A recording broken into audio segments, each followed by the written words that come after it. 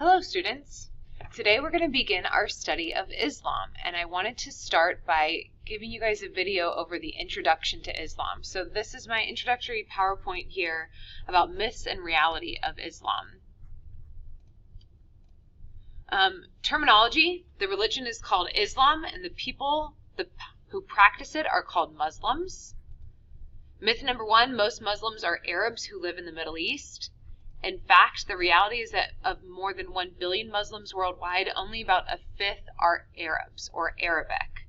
So that is an ethnicity in the Middle East, but we see that it's very diverse. Turkish people practice Islam, Persian people practice Islam, and lots of people throughout Asia and Africa. Which country has more Muslims than any other country in the world? The correct answer is actually Indonesia, with over 200 million Muslims. The United States has about 5 million people who are Muslim.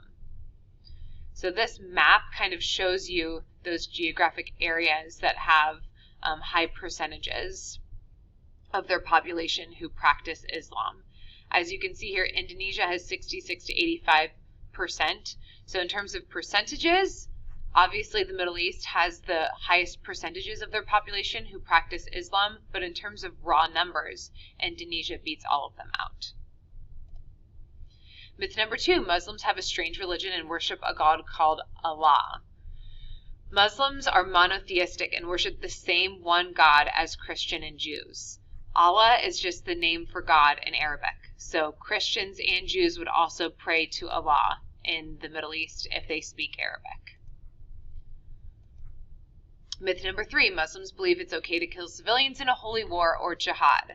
This is a misunderstanding of the term jihad. Only Muslim extremists believe this, and practicing Muslims would say that those extremists aren't actually Muslim. Even though they confess that Muslim faith and say that that's why they're doing it, practicing Muslims would say that that is actually the antithesis of the religion and therefore wouldn't be actual Muslims.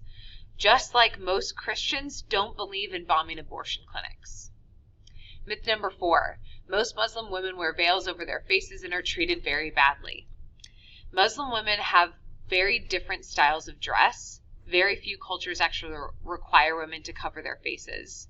The treatment of women varies from country to country and family to family. Some Muslim countries like Pakistan have had female prime ministers, and the United States has never had a female president. So we can't judge an entire religion based off of some of its cultural practices for some of its followers.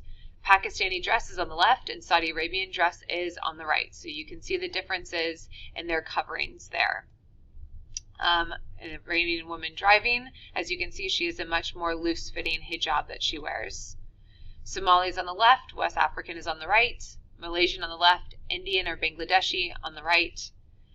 These are Afghan women wearing burqas. This was the dress that was mandated by the Taliban government when the Taliban was in charge. That was an extremist Muslim government, and this was not necessarily a cultural practice, but mandated by law by that government. These are girls in Texas protesting discrimination for wearing headscarves. There are 5 main beliefs of Islam called the 5 pillars of Islam. The first one is called the Shahada, which is the statement of faith. It is belief in one God and that Muhammad is his prophet. So stating this and meaning it in your heart is how you become Muslim. There is no formal conversion practice like what you would need to do to become Jewish, or even a baptismal practice like what you would do to become Christian. In Islam, you simply state the Shahada and mean it in your heart, and you are considered Muslim. Prayer or Salat, praying 5 times a day facing Mecca, is the second pillar of faith. So Muslims pray 5 times a day, and that's one of the things that Muhammad, or was revealed to the Prophet Muhammad by God. Alms or zakat is giving to the poor. Giving money is required. It is not optional. There's typical holidays where Muslims typically do this donation. However, giving to the poor is something that is basically mandated in Islam. Fasting or Sawim is during the month of Ramadan, so it's an entire month that Muslims cannot eat or drink anything during the daylight hours. So from sunrise to sunset, they don't eat or drink. You can imagine during the summer when the days are really long, that's really hard. The pilgrimage, or the Hajj, is the 5th pillar of faith. Muslims are supposed to complete it once in their lives if they can afford it and if they are in good health to be able to do it. It is a pilgrimage to Mecca, so following the steps of the Prophet Muhammad. And this is a picture of Mecca during the pilgrimage. That's all of the people. As you can see, it's a lot. And it was very different this year because of the coronavirus. These towers here are the minarets. That's going to be a vocab term that you guys are going to hear about later from me in my next video. But these are the minarets, or the towers, where the call to prayer is made from. Vocabulary: a mosque is a Muslim place of worship. This is a mosque in Medina in Saudi Arabia. This is the Muhammad Ali Mosque in Cairo in Egypt. And this is inside that mosque. This is the dome of Muhammad Ali Mosque. This is the Blue Mosque in Istanbul, Turkey. As you can see, it's just beautiful architecture. And then these are the minaret towers as well, where the call to prayer can be made from. And this is the interior of the Blue Mosque. This is the dome of the mosque in Iran and the interior of that mosque. And this is a mosque in Mali in West Africa. So you can see that this architecture is very different based on where these mosques are located.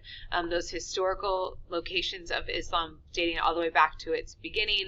And as you can see, it's spread and just a different place that it's going to have a very different look. And this is a mosque in North Africa. This looks much more similar to a Christian church, but you can still see that minaret tower where the call to prayer is made. And this is a mosque in Indonesia, where you can see the gold dome there, and again, those minaret towers that kind of mimic that same architecture from the Middle East. Islamic architecture in Spain, in Sarajevo and Bosnia, so this is in the Balkan region of Europe, in Eastern Europe, Southeastern Europe. And this is a mosque in Arizona. The Quran is the Muslim holy book. So what the Torah is to Jews and what the Bible is to Christians, the Quran is the Muslim holy book. They believe that it is God's revelations to the Prophet Muhammad, peace be upon him. And I just wanted to show you a little bit more. This is the Muslim profession of faith in Istanbul, Turkey. So this, the writing of this is the architecture, or what you would see as the artwork in mosques, because Muslims do not believe in depicting God or Muhammad or any of the other prophets, because they take to heart that idea that you shouldn't worship anybody but God. They don't show any images of God, so therefore the words, the descriptions are kind of what turn into their artwork that are shown in their mosques. So just some more examples of that.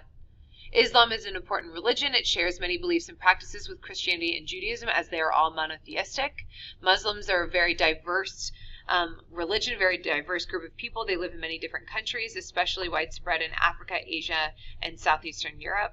Islam has had a great impact on world art and culture. It was the interaction with the Crusades, of course, that led to the European Renaissance, and therefore led to so much more growth in European culture and expansion in the 500 years following that Renaissance, with the Enlightenment and the exploration and discovery of the New World and all of those impacts. So that is what I wanted to go over with you for an introduction. You guys will be assigned a reading and a Google form to fill out with this, and I'm excited to teach you more about Islam. Have a great day.